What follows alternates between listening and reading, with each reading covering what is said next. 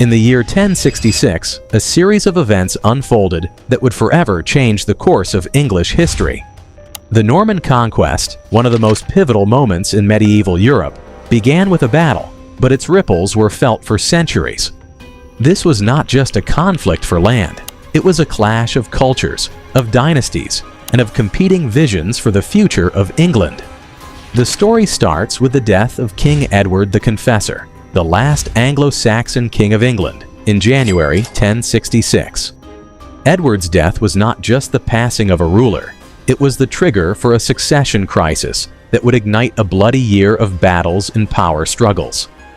Edward had no direct heirs, and his death set off a race to claim the throne. At the heart of this struggle were three main contenders: Harold Godwinson, the powerful Earl of Wessex, William, Duke of Normandy, and Harald Hardrada, the King of Norway. Each of these men had a legitimate claim to the throne, and each would bring his own army to bear in pursuit of England's crown. Harold Godwinson, the most powerful noble in England at the time, was Edward's brother-in-law. Edward had promised him the throne on his deathbed, and many of the English nobles supported Harold's claim, seeing him as the most capable leader to defend England from foreign invasion. But Harold's claim was not uncontested. Across the English Channel in Normandy, Duke William had his own claim. He was a distant cousin of Edward, and William believed that Edward had promised him the throne years before. Meanwhile, in the north, Harald Hardrada, the King of Norway, believed that he had a legitimate claim to the throne as well. Hardrada was a seasoned warrior, with years of experience in Viking raids and conquest. He believed that England, under Harold Godwinson, was vulnerable to invasion, and so he gathered an army and set sail for the shores of England. The first major conflict of the year took place in the north. Harald Hardrada landed in England in September 1066, where he was met by Harold Godwinson's forces at the Battle of Stamford Bridge, near York. Harold had marched his army north at incredible speed, catching Hardrada's forces off guard. In a bloody battle, Harold Godwinson's army defeated the Norwegians, and Hardrada was killed. The victory at Stamford Bridge was a pivotal moment in the struggle for the throne, but it came at a cost. Harold's forces were battered and exhausted after the hard-fought battle, and the war for England was far from over.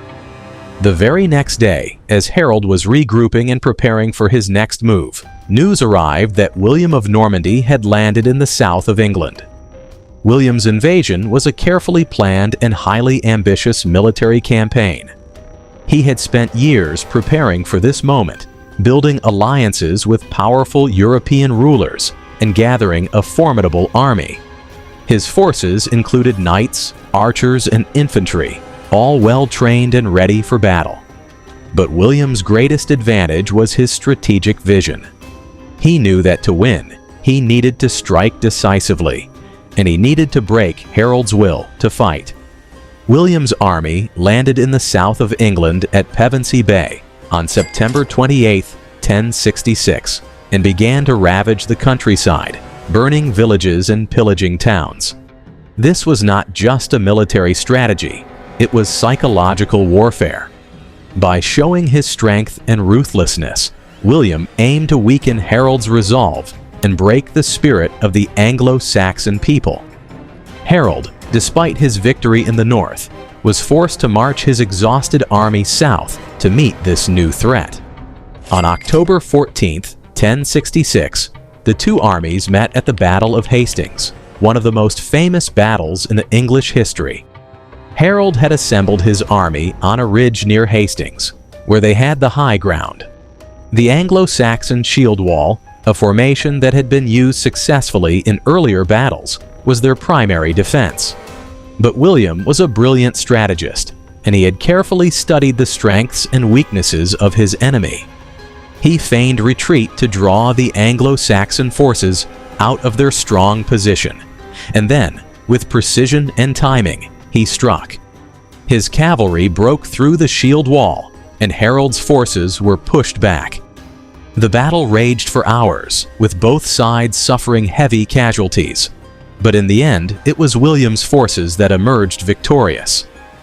As the battle unfolded, tragedy struck Harold. According to the famous Bayeux Tapestry, Harold was struck in the eye by an arrow and fell, mortally wounded. With Harold's death, the last major obstacle to William's claim to the English throne was removed. The Battle of Hastings was over, and England was now in the hands of the Normans. The victory at Hastings did not immediately bring peace to England.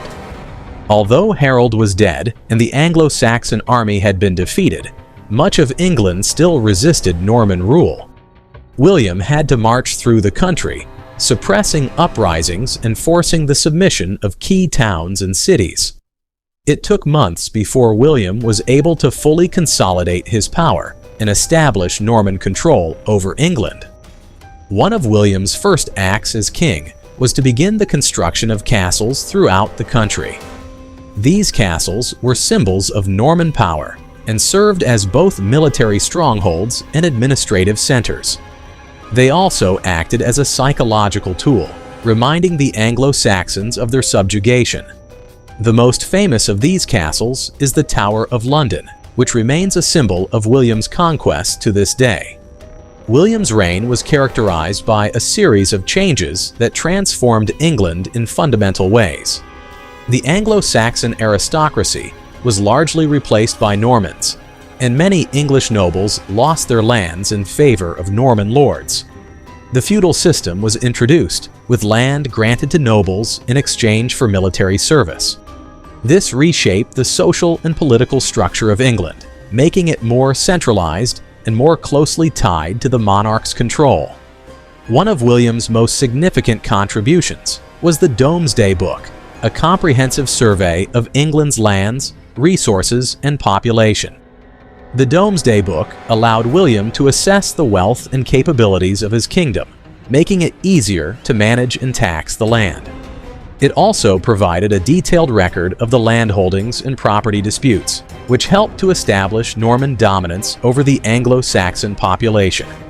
The cultural impact of the Norman Conquest was also profound. The Normans brought with them a new language, Old French, which began to influence the development of the English language. Many of the words and phrases that form the foundation of modern English come from this period of Norman influence. Latin also gained prominence, especially in the church and legal systems. Religion was another area that saw significant change. William, like other monarchs of the time, saw the church as an important ally in his rule. He replaced Anglo-Saxon bishops with Normans, ensuring that the church was loyal to him. This led to the construction of grand Norman cathedrals, which would become iconic symbols of Christian power in England. The Norman Conquest also marked the end of the Viking Age in England. The Norwegians, who had raided England for centuries, were now replaced by the Normans as the dominant foreign power. England would no longer be a battleground for Viking kings and warriors. Instead, it would be shaped by the new rulers from Normandy. In the end, the Norman Conquest was a turning point in English history. It was not simply a military victory for William. It was the beginning of a new era. The Norman Conquest reshaped the culture, society, and politics of England, creating a kingdom that would eventually become one of the most powerful in medieval Europe. The events of 1066 laid the foundation for the development of modern England, and William's legacy would endure for centuries to come.